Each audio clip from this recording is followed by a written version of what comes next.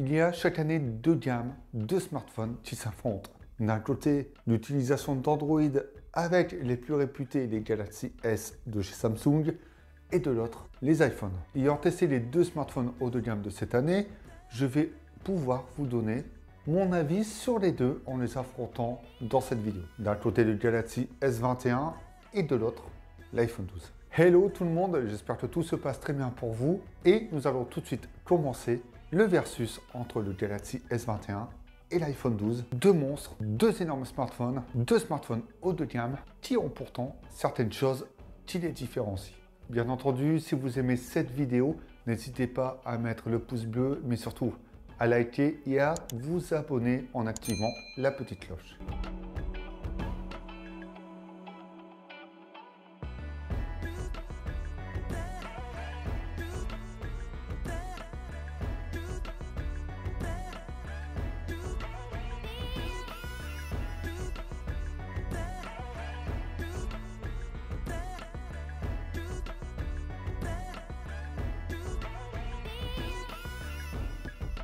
Il ne faut pas se mentir, et c'est ce qu'on a vu dans les deux vidéos concernant l'iPhone 12 et le S21, donc les vidéos tests, qu'il s'agissait de smartphones évolutifs face aux gammes précédentes. Ils présentent tous deux des caractéristiques haut de gamme, ayant pourtant des petites choses qui font qu'ils intègrent la gamme qu'ils représentent. Nous sommes loin des versions Max, Pro avec plusieurs capteurs, plusieurs fonctionnalités photo supplémentaires.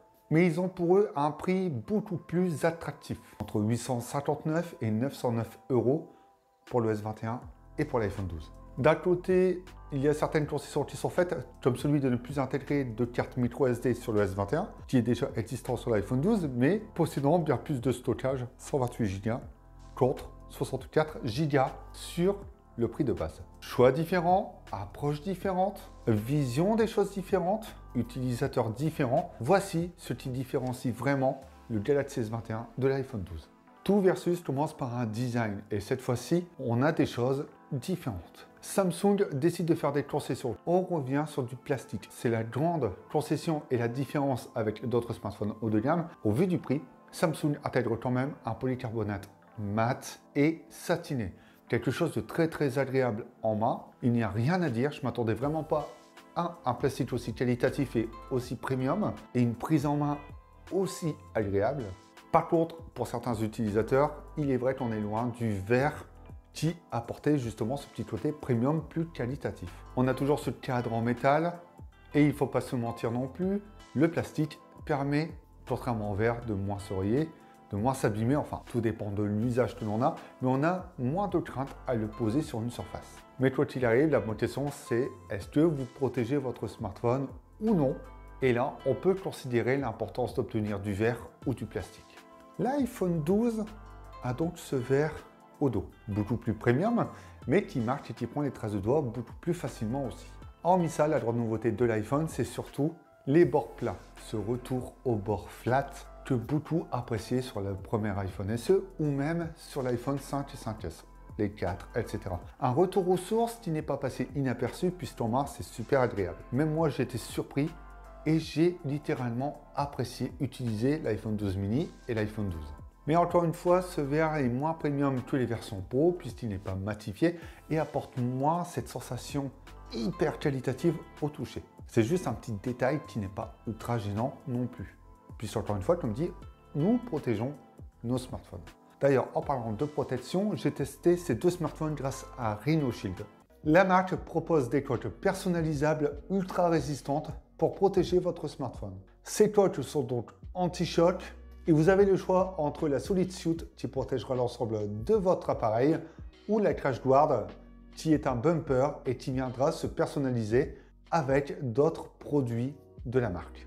Vous y trouverez également des collaborations avec des dessins approuvés par la NASA, Naruto Shippuden, Hunter x Hunter, Fortnite et Assassin's Creed Valhalla qui sont vraiment excellentes. Vous avez également des skins anti-choc et vous pourrez personnaliser avec un photocollage votre future coque.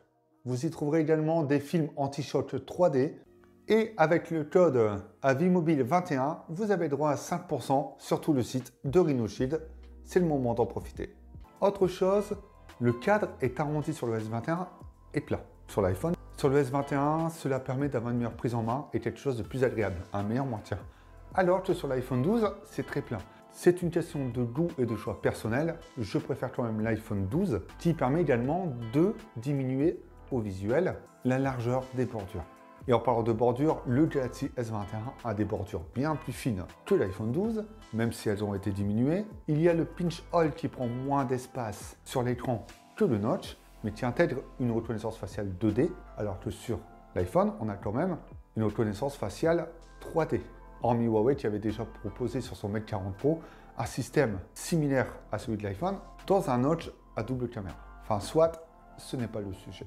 Les deux possèdent un écran plat, un écran non incurvé, ce qui est beaucoup plus appréciable chez Samsung. L'autre changement face au modèle précédent, c'est l'intégration des capteurs photo. Sur l'iPhone 12, pas de prise de risque, on reste sur ce qui a été fait l'an dernier, une petite plaque en verre avec 2 capteurs. Alors que chez Samsung, on met plus en avant les capteurs photo et on intègre un module qui ressort un petit peu et qui rejoint les bords du même coloris. Sur la version violet du smartphone, on a un module or, un cadre or et ça fait ressortir la chose. Et ce module est en métal. Sur ce point, je trouve que Samsung se démarque un petit peu, sort un peu du lot. Il n'y a pas grand chose à dire quant au choix que vous pouvez vous faire entre les deux. J'ai ma petite préférence pour l'iPhone pour les bords plats, mais il faut avouer que ce S21 est pas mal du tout, même si j'aurais préféré du verre matifié. Les écrans ont des similarités. Ils sont tous deux en Full HD+, 6.1 pouces pour l'iPhone et 6.2 pouces pour Samsung, et une dalle OLED pour les deux. Super Retina XDR pour l'iPhone et Dynamic AMOLED 2 Hz pour le Samsung. Ils ont tous les deux été traités pour mieux résister aux chutes, aux rayures, avec le Ceramic Shield pour l'iPhone, Corning Gorilla Victus pour le S21. La chose qui les différencie, c'est également le 120 Hz adaptatif intégré pour le taux de rafraîchissement sur le S21. Cela permet d'obtenir une meilleure fluidité pour des transitions lorsque l'on joue, lorsque l'on regarde une vidéo pour obtenir un meilleur rafraîchissement d'image. Et en soi, les deux sont vraiment top et j'ai toujours cette préférence pour Samsung. C'est peut-être un peu plus froid que sur l'iPhone, qui est toujours sur les tons un peu chauds. C'est encore une fois une question de goût et de choix, mais sur le S21, on a ces paramètres qui permettent de pouvoir modifier ça et de pouvoir changer l'aspect colorimétrique dégagé par l'écran. En termes de luminosité, même si les deux sont assez puissants, je mets le petit plus au S21 et surtout pour la vivacité des couleurs qui plaît toujours aux yeux. Mais ce sont d'excellentes dalles des deux côtés, très confortables, pas trop grands, pas trop petits, qui permettent d'être bien utilisés à une seule main et qui permettent d'avoir un confort visuel pour visionner des séries, des films ou même pour jouer. iOS devient plus intuitif, devient plus customisable, notamment avec iOS 14, le choix des widgets, mais ça manque un peu de personnalisation, comme le choix des icônes où l'on souhaite, et apporter vraiment notre identité à notre smartphone. Alors que sur le S21, nous avons ce choix, notamment avec Android, mais surtout One UI, qui est une interface très instructive, très intuitive, bien pensée pour l'utilisation à une main sans avoir à chercher un paramètre, bien organisée surtout dans les paramètres. Chose que j'ai toujours reproché chez Apple. Les deux sont fluides, réactifs, vous m'avez compris. Encore une fois, c'est à vous de faire votre choix sur ce que vous préférez. On ajoute à tout ça quelques petits éléments. Le A14 Bionic pour Apple, pour les performances, et l'Exynos 2100 chez Samsung pour le S21. Samsung a fait l'effort de proposer une amélioration globale des performances du smartphone face au S20.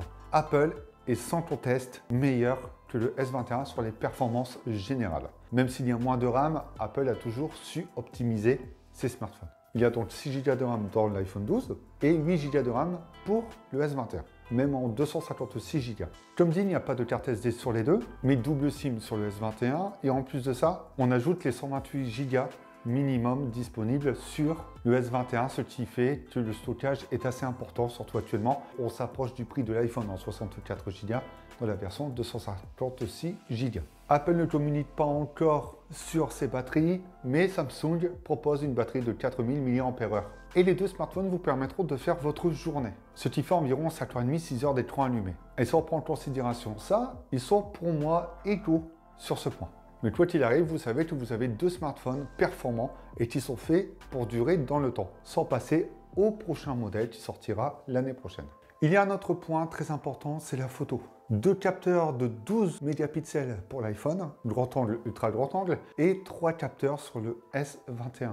Non, 2 en 12 mégapixels, mais on a également le capteur de 64 mégapixels. Il ne faut pas chipoter, les capteurs de 12 mégapixels sont encore d'excellents capteurs en 2021 et seront faits encore pour durer. C'est une valeur sûre et on arrive encore à en tirer d'excellentes photos. Selon votre goût, ce sont 2 excellents photophones.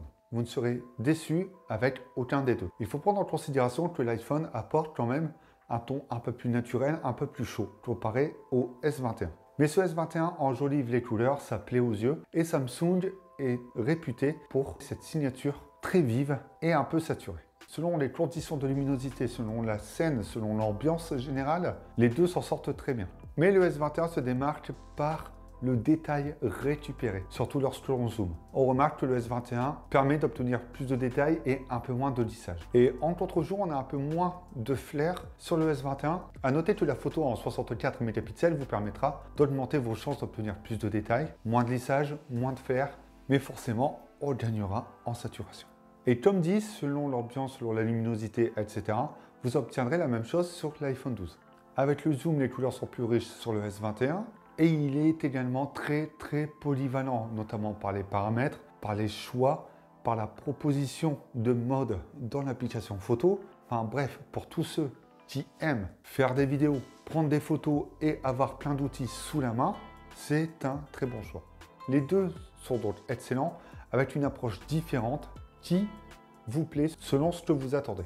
Pour la vidéo, l'iPhone propose de la vidéo 4K, 30 fps, HDR, Dolby Vision en 30 fps. Malheureusement, pour la lecture, ça se fera sur un écran, sur un appareil compatible. Samsung propose de la vidéo 8K, qui est plutôt bien stabilisée, en 30 fps. La 4K est très bien stabilisée, elle est en 60 images secondes, et c'est amplement suffisant actuellement. Donc il faut voir la proposition du 8K sous un autre angle, non comme une fonctionnalité très importante. Les deux en vidéo s'en sortent très bien, Apple est réputé pour sa stabilisation et c'est encore une fois le cas, et on retrouve plus ou moins ce que je disais sur la photo en vidéo. On remarque que rien ne change vraiment et qu'on est vraiment sur un choix compliqué entre l'iPhone 12 et ce S21. Parce que ce sont deux hauts de gamme attractifs, ce sont deux hauts de gamme qui intègrent leur gamme. Ce sont deux hauts de gamme avec une proposition alléchante et qui sont faits pour durer dans le temps. Si vous êtes habitué aux produits Apple et que vous appréciez les produits Apple, autant rester sur l'iPhone. Si vous hésitez avec un smartphone Android, je pense que le S21 est le meilleur choix à faire pour le moment face à cet iPhone 12. Les deux apportent l'optimisation attendue, les améliorations attendues et sont donc hyper intéressants selon vos besoins. À savoir que la 5G est présente sur les deux modèles. J'espère que j'ai pu vous aider sur votre choix si vous étiez hésitant. Et si vous avez des questions, n'hésitez pas à le faire dans l'espace commentaire. Je suis là pour y répondre, mais la communauté également. On se retrouve bientôt pour d'autres vidéos. Pendant ce temps-là, prenez soin de vous et surtout amusez-vous bien avec vos smartphones.